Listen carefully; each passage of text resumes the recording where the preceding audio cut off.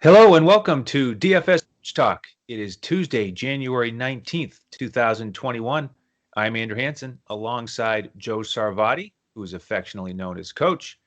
And Coach, we are back here for a two-game NBA slate after a monstrous Martin Luther King Jr. Day slate. It's going to be a little different scenario here with only two games.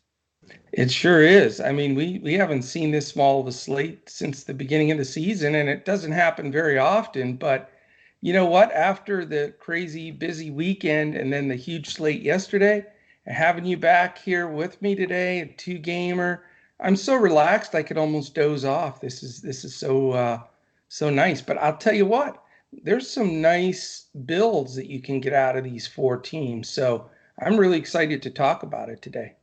Yeah, I like two-game slates a lot, so I'm excited about it as well. And we want to keep some momentum going. We had a solid day yesterday.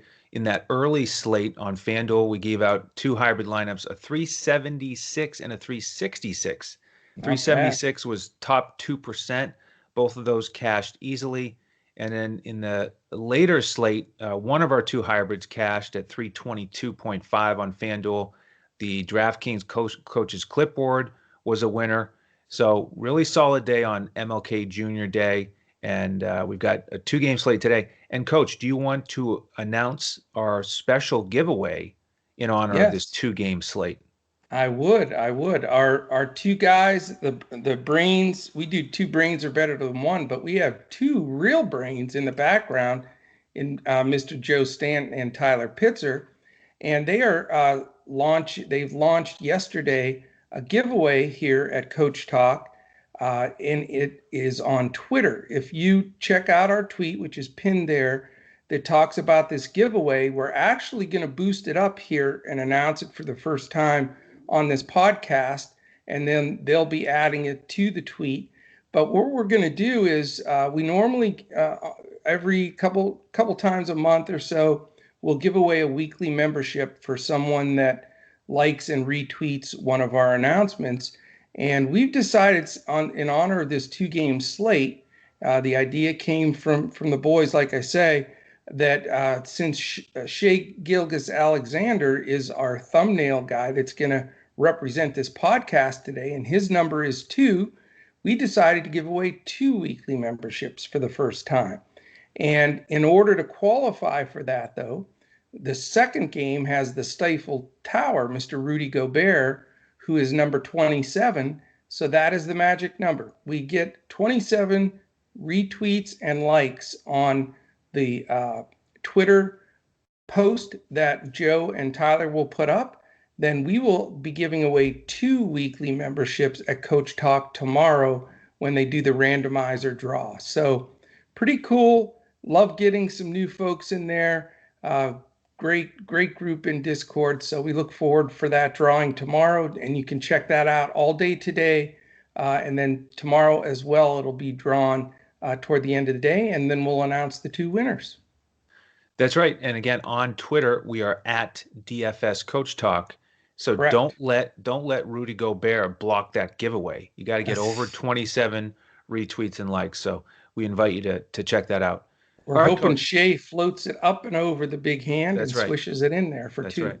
That's right.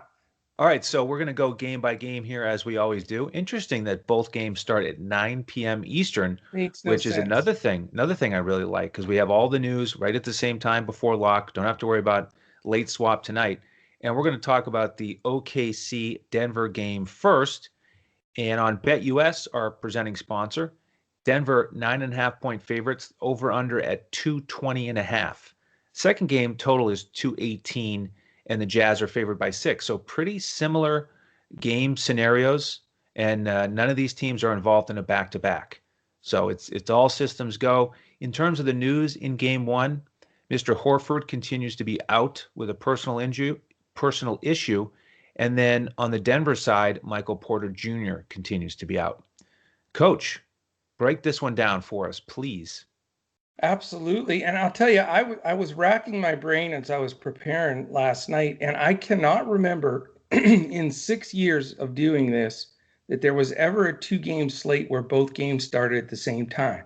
I think this is the first time that's ever happened. So thought that was really weird. But yesterday, I got a comment on this because I'm preparing last night, and I'm like, last night or yesterday, I'm sorry, we had, because the way DraftKings and FanDuel did it, we had like 5 different slates, 2 gamers, 3 gamers, showdown, 4 gamers. Then we had all these teams on back-to-backs, all this information going on. And it was insane. The scattered games for like 13 hours.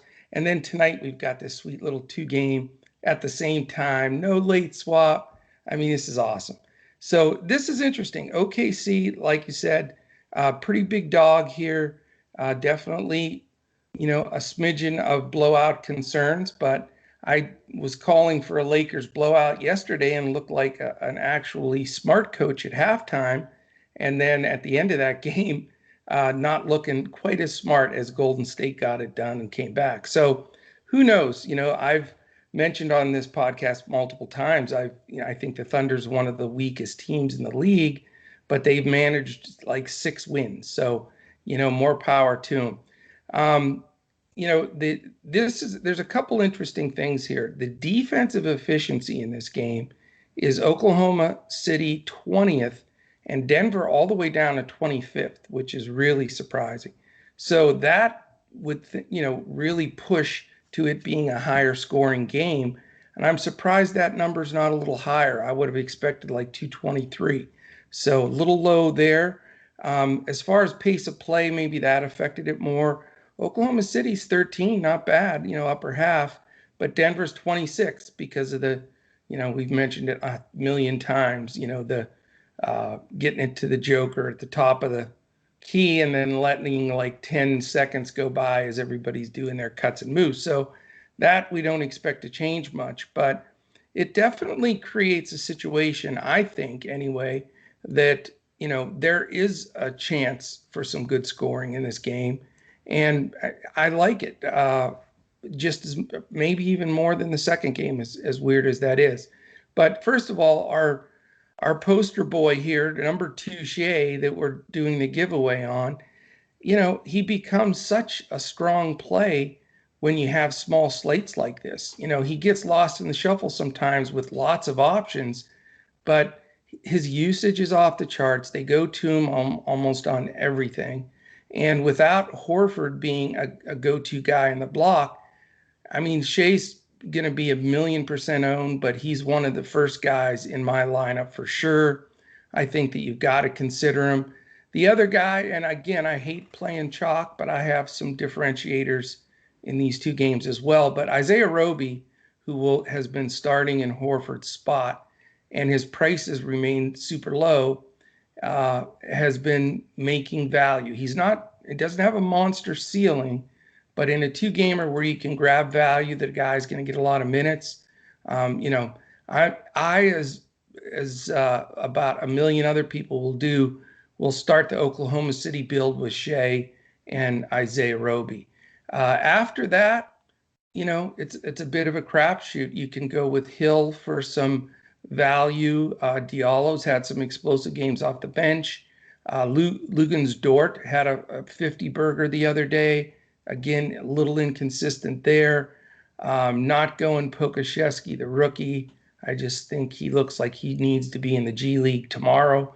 And then you've got the backup Mike Muscala. Again, got to gag a little bit even saying some of these Pokashevsky and Muscala. Oh, my Lord. I don't know how they went. That coach needs to be considered for Coach of the Year to get any wins with this team. So before I switch over, because I'm rambling a bit here because there's only a 2-game slate, so I get a little extra time. Let's talk, have you chip in, if you don't mind, with OKC. Then I'll go to Denver and see if you're thinking the same way as I am on the Thunder. Sure. Well, like you said, Shea's usage, especially with Horford out, makes him very attractive, but his price is a little bit steep for me. He's not locked in for me on either Wow. site. He'll make some lineups, but we'll get to the other side. Jamal Murray, much cheaper on both sites, and Yeah. all the guards in the next game, or most of them, well, all of them really are cheaper. So That's the issue with Shea is if you want to pay up for Jokic, it's a little bit tougher to fit him in. But with Roby, he's going to make probably every single lineup of mine. He's Yeah. not priced accordingly for this role that he's going to have. He's shown when he's given the start that he can easily pay off value. And I mentioned the last time we talked about him, I do like his athleticism, his versatility. So I think he will pay off that price tag again. In terms of all the other guys, yeah, Muscala makes some sense to me. He's going to get solid minutes, and I don't think we need to go to Pokuševski. Funny stat with him, he has not attempted a free throw all Hmm. season, which is Wow. strange for a bigger guy who's getting decent minutes and he's in the paint a lot. But that's the story with him. One of the value plays that I like here today, Kenrich Williams. And the reason, of course, that we're going through all these bench guys is because on a 2-game slate, you have to really consider everybody Got to dig and deep. Yeah. dig deep. And just remember, we're not looking at these guys thinking, all right, I need 30 fantasy points out of them. You just need 5x, 6x to make it work. So Kenrich Williams, I like his trend here with minutes, and he's been shooting it pretty well this season. Diallo, like you mentioned, is boomer bust. He's really shown that here Yeah. lately. And then Dort, he played really well in that overtime win against Chicago.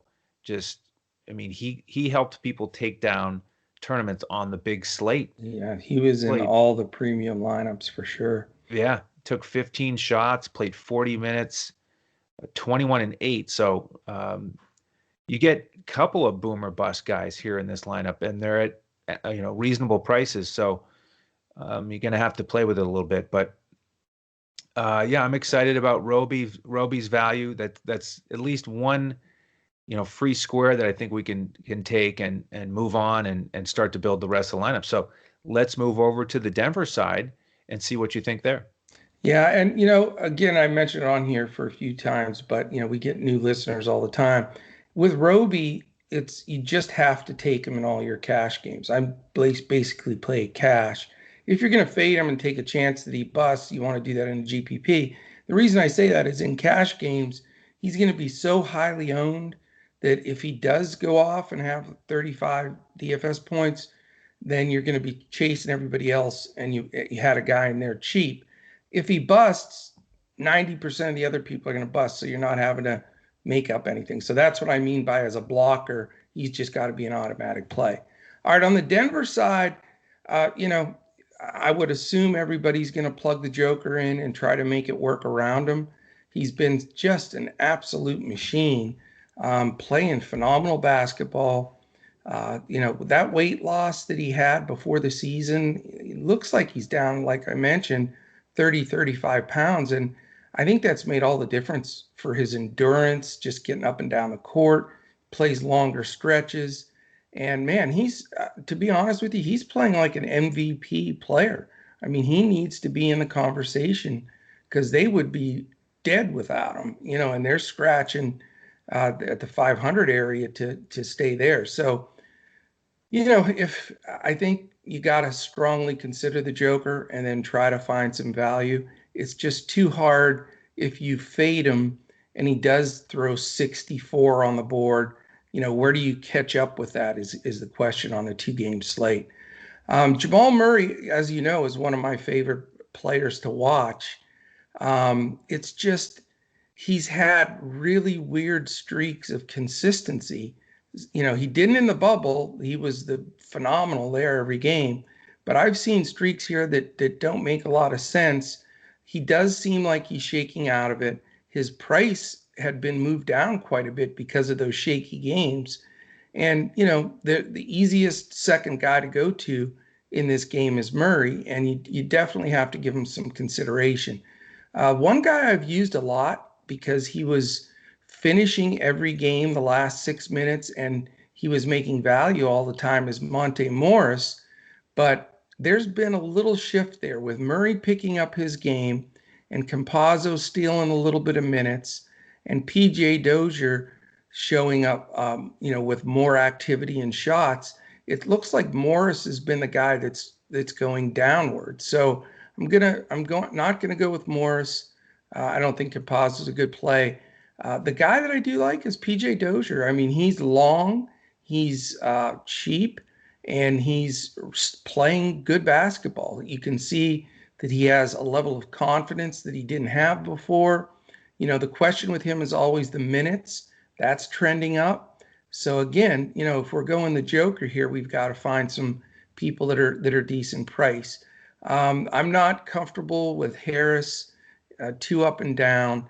Barton is just not cheap enough. I mean, he does well and he's tempting to put in there, but I just don't like his price. And then I don't want anything to do with the complete game split of Millsap and Green. So that's what I like. I know your favorite player in this game is Isaiah Hartenstein. Is that right? 3 minutes last game. His minutes have been a little bit inconsistent, even for a backup. Usually, with a guy like that, you want to bank on 12 to 14 minutes. That's Yeah, what we'd get usually with Plumlee last year. But right. Hartenstein hasn't quite had that consistent minutes.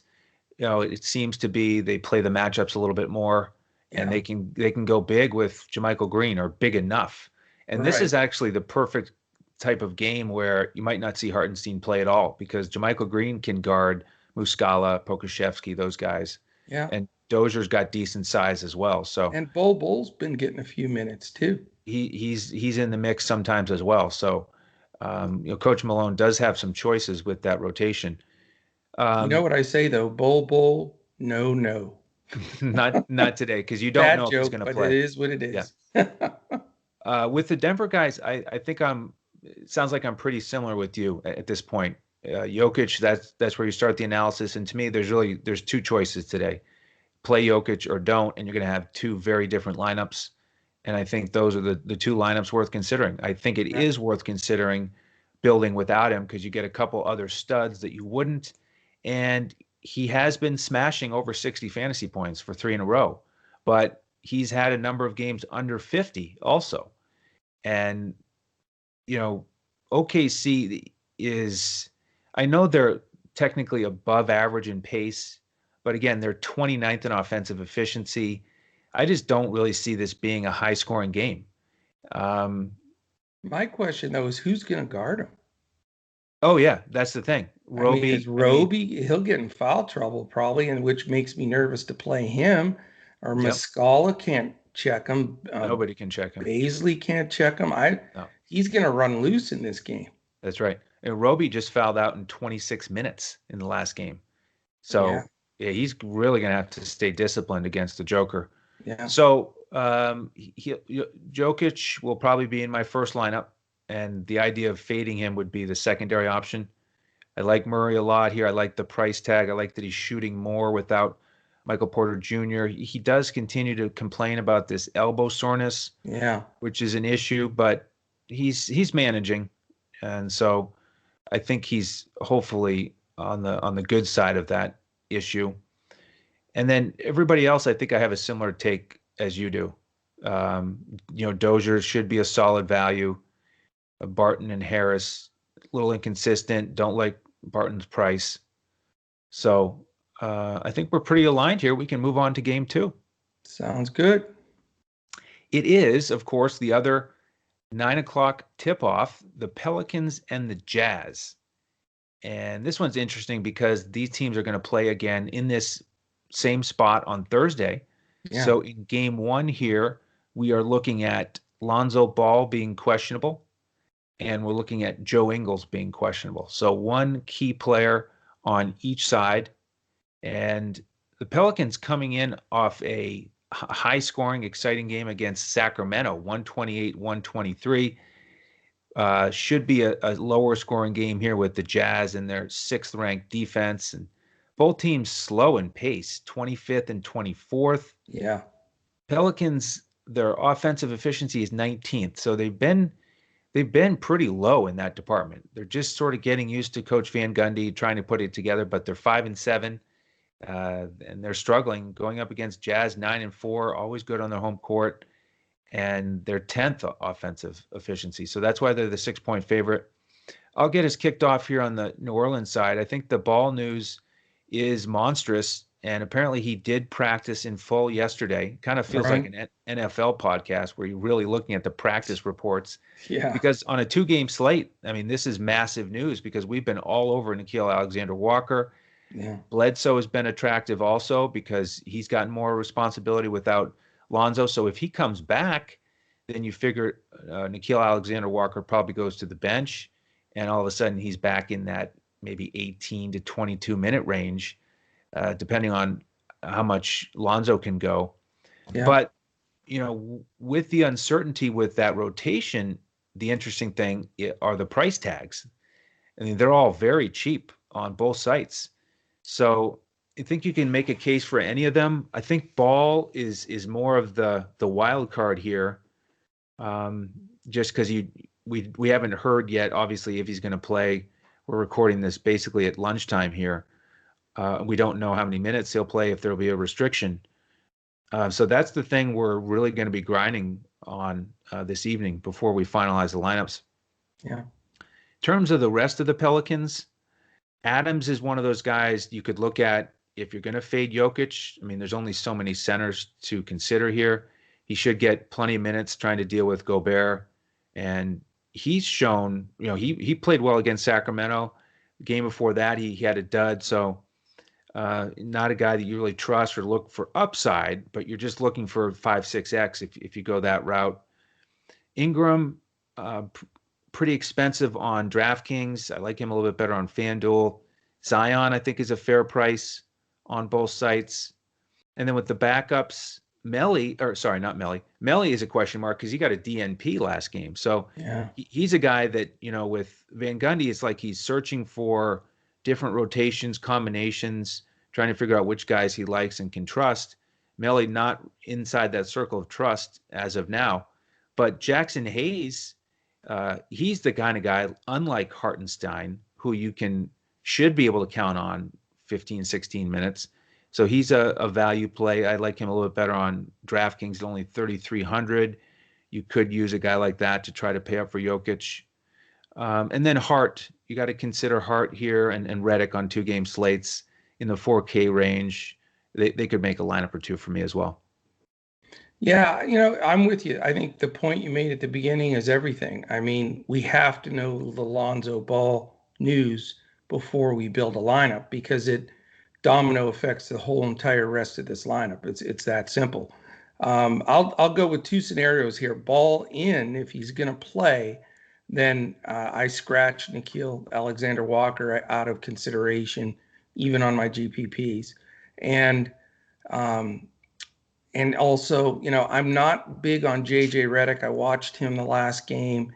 He's getting some minutes, but if he's not going to pound 5 threes in a row or something, he's just going to have trouble making value. Josh Hart's in play for me if Ball sits. I'm not as crazy about Hart if he plays. So, Bledsoe did play well the last game and he's been inconsistent. His price isn't too bad. So for me, if Ball's in, I consider Ball without a minutes restriction, and Bledsoe gets some consideration for me. If Ball's out, then the only guy that jumps into that consideration for me anyway is Josh Hart. So that's sort of the combination there. I like Brandon Ingram and Zion Williamson. The question will be for me with not Jokic, not Nurkic. Poor Nurkic is out. But with Jokic, then I'm going to have to sacrifice somebody from game one, either Shea or Jamal Murray, probably Shea. So to me, it's like, do I go with Ingram or Shea is basically what it's going to come down to if I want to stack more on the Pelicans side. I think, though, if Ball sits from a usage standpoint, I would like to put in Ingram and Zion. If Ball plays, probably just going to go with one of them. Again, just Ball has ball in his hands more. He's, it just opens up usage when you look back at this. So again, that news affects my entire build from that standpoint. So I definitely like Zion, very much like Ingram, and would like to put him in there. I agree with you, and I think you make a very valid point. Jackson Hayes seems to be in Stan Van Gundy's good sights right now because he comes in, plays hard, dives on the floor, gets some block shots, and it looks as though his minutes are creeping up into the low teens to mid-teens, maybe even could stretch to 20, because I'm with you. Most of the time I've watched Adams this year, I think he's finally getting a little older, a little slower. He doesn't quite dominate like he used to in just clearing the whole glass. So, with Adams' slight downturn, and he has to face the, Stifle Tower. Uh, with that situation, I'm not considering him at all, and Jackson Hayes hasn't quite got there yet. So, again, as I explained, it'll shuffle the deck with Ball playing or not. But my targets here are Ingram and Zion Williamson. Now, I understand I'm going to have to find value somewhere. So whether that value, is Josh Hart or not, that's going to be the question. So let's shoot over to the Utah side um, and handle that part. Okay. On the Utah side, the guy that jumps out at me is Donovan Mitchell here. He's cheaper than Shea. He's getting about 20 shots a game. I don't like that he was 0 for 7 on three-pointers last game, but now they're going to go back to Utah. That was in Denver. So he gets a home game here. And the Pelicans, again, 20th in defense. You got guys like Lonzo Ball, if he's out there with banged up knees. I think Donovan could pay off here. Conley is actually a pretty good price on DraftKings also. He is. So he's in consideration for me. Clarkson has really had a very fine season here, but he's a little bit expensive on this slate, 65 and 63. That'll be tough to get to. Yeah. And then with Ingles, if he plays, he'll probably take away a little bit from Clarkson and all those guys, Mitchell and Bogdanovich. So that kind of muddies the water for Utah if he plays, because when he's been out here, you got guys like Mie Oni playing 12 minutes last game. He didn't even take a shot. So Ingles, I mean, there are games when he doesn't shoot much, but he's going to shoot more than that. He'll shoot the open three when he gets it. So that's the key news there is Ingles. And with the forwards and the bigs, not too thrilled about any of them. Bogdanovich is a decent price on FanDuel at 5,000. Gobert, probably won't go there because it's like 8,500. I think I'd rather just spend the extra 3,000, get to Jokic. Yeah. So I'm looking more at the guards here for Utah, probably. How about you? Well, I'll tell you, you take a deeper look at teams, even deeper than we normally do when it's only a 2-game slate. And I know I've shouted them out several times. You know me, I always look at the coaches first. And how is this team 9-4? 9 wins. Quinn Snyder is an amazing coach, and nobody ever talks about him. I mean, this team is not very good. I'm sorry. They added no one, and they just re-signed a few of their guys. But, let's look at it realistically here. Conley is on the very back side of his career. Mitchell's your superstar. Clarkson's a fine player off the bench that can score. He's not a good defender. Bogdanovich is somewhat a shadow of himself coming back from this injury. He'll hit a couple of shots, but nothing fantastic. Royce O'Neal is just a grinder defensive player. And then, you have Gobert, who's a phenomenal defender. He's not a great offensive player. But after that, I mean, Ingles, to me, even if he plays in this game, he looks somewhat washed. I think he's on the big downtrend. And that's it. They don't have anywhere else to go. So I have no idea how they're winning games, this many games. But, they're getting it done. So I'm not a big fan. I'm not going to spend up for anybody on this side because I want, obviously committed to the dollars on the other guys. So Conley is a possible value play. Clarkson, I would love to play, but he's not really value. If he was 56 or something, I'd go right for it. If I get desperate and I do have one spot to fill, and it seems like that happens a lot lately, Bogdanovich, may be in play for me. I know he's not playing well, but he certainly is a guy that can drain 4 or 5 threes, with his eyes closed if he gets hot. So, not liking this side of the ball. Possibly Conley, Bogdanovich, just to make all the salary work from the other three teams. Okay, excellent. Well, for the rest of the afternoon here, we are going to work on crafting those lineups. We hand build everything, and we end up giving out 2 hybrid lineups on FanDuel for most main slates and a GPP lineup. So we give out the full lineup that you can use, and we invite you to do that. And then on DraftKings, we give out a coach's clipboard. For big slates and smaller slates, we give out core plays. And we do that about 20 minutes before lock. So that's the benefit of membership is we have those lineups finalized at the last minute with all the news that we talk about with question marks here at lunchtime. We'll have the answers before lock. So again, And you always diss my Yahoo. My poor and Yahoo never Yahoo, gets any shout out from yeah, you, man. it's true. Sorry about We that. give out a full Discord.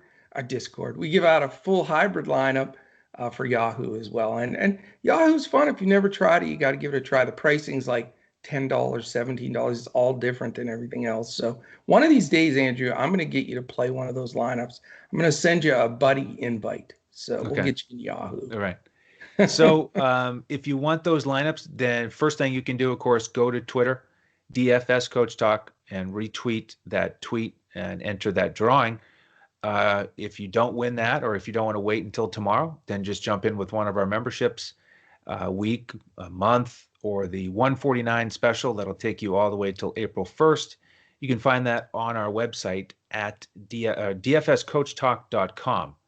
And then, as you probably know, we still have the BetUS offer. So if you're into sports betting and you can make a first-time deposit at betus.com.pa, go there, make the 149 deposit, use the promo code CoachTalk, all one word, and then let us know on Twitter that you've done that, and we'll get you into our Discord. Anything else, Outstanding. Coach? Yeah, a couple real quick things. If you're watching us on YouTube right now, this is the big ask every podcast. Please hit the thumbs up, please subscribe, and hit the little alert button so you know when our podcasts are posted. That is super important to us. It really moves us up with the algorithms there on YouTube to get more views. So please do that. If you're listening to us audio-wise through Spotify, Apple Podcast, iTunes, etc. Take a second on there, 5 stars, a quick comment. Again, all of that really helps us also. And throughout the day, follow us on Twitter. I'm at Joe Sarvadi, JoeSarvadi. Andrew's at Language Olympic, and Shane is at DET Sports Shane. You can find all of us at DFS Coach Talk. Get on that DFS Coach Talk Twitter. You'll see Joe Stanton and Tyler Pitzer will be posting that contest, and 2 giveaways today for Shay, who you may fade, which we're going to have to talk about that offline here because we don't want to fade our contest and thumbnail guy. Come on. Hey. So yeah, We'll money's see. salary, right? That's right. That's right. So definitely join us there. Again, we thank you for listening, and we're 7 day a week in front of the paywall here, so we hope to catch you every single day. This was fun not having to rush through any games. I know we took longer for a 2-gamer. Our buddy Shane will be dogging us in the coaches chat, but it is what it is. We like to talk the game and break it down as much as we can. So join us every day, 7 days a week. We're here. That's right. And we'll be back tomorrow for another big slate. So we hope to see you then. On behalf of the coach and the rest of the DFS Coach Talk team, I am Andrew Hansen. We'll see you tomorrow as we look to crush it in NBA DFS.